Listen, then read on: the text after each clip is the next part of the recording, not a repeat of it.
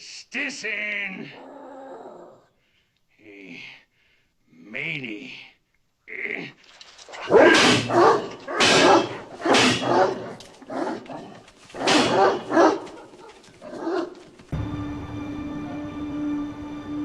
I'm no good for you.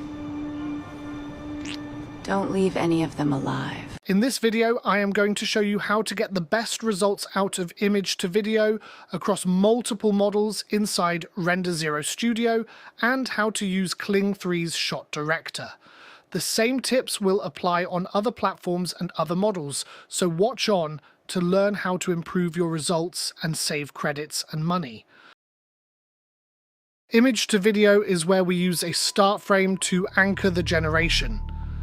If we click image to video, you can see you have the ability to upload an image to use, or you can generate an image in the app and it will load automatically. Let's create a new image to get us started. To speed things up, we'll use an image preset. Click Presets in the top section. This lets you save your own combinations of shot angle, lighting, camera, style, and other settings so you can reuse them later. There are also some pre-built presets included. For this example, we'll choose Dark Fantasy. Now add your prompt. Start with the subject and action, then describe the environment. Adding details like 1980s low-budget set and matte-painted sky helps sell the look and gives the image a more specific visual style. The preset has already filled in the camera and lighting settings, so all we need to do now is make sure we are in the Image tab. You can see your constructed prompt here. Choose your API provider, then choose the image model, from Nano Banana Pro to My Image 2.5. Then press Generate.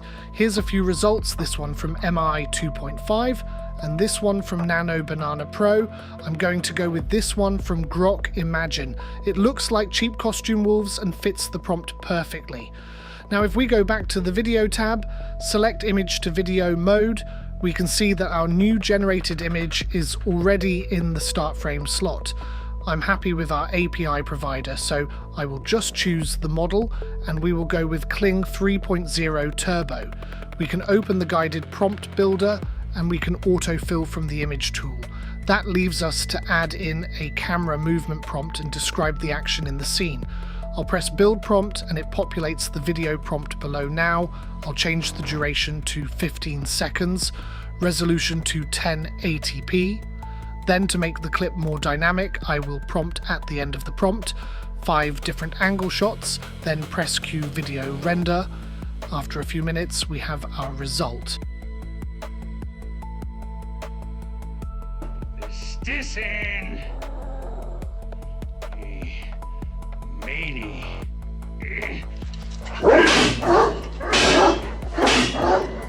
Incredible how it has really listened to the prompt, and we even have the 5 angles in this short clip. The next tool is specific to Kling V3 and Kling O3 and is available on most API providers, called Director Mode. It works across the video types from text to image to reference to video. We will use image to video for this example. We will start by quickly building a prompt via the guided prompt builder and bringing in the original image prompt. Then we press the Director Mode button and it puts our built prompt into shot 1 and it gives us a shot 2 entry field. We can set the duration of shot 1 between 3 and 15 seconds, and as we do it auto calculates how many seconds we have left for the next shots. So I will quickly add the details for shot 2. A quick tip for this as well is that you might not want a shot to last the minimum 3 seconds, so you can type in at the end of the action something like 2 different angle shots, or you can use the Insert Camera Move button to add in the shot switch prompt, then describe the next angle and action. We can add another shot and do this for up to 15 seconds. I'll delete shot 3 for now and then we can cue the video render. And the result are 3 shots with perfect timing.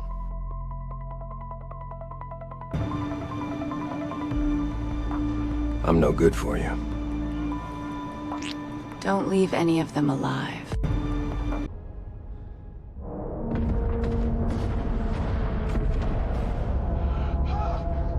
The next thing to learn in the series will be start and end frame. Watch that next. If you want the easiest and cost-efficient way to make AI video, you can learn more about RenderZero from my Gumroad page or my website store.renderzero.ai. Thanks.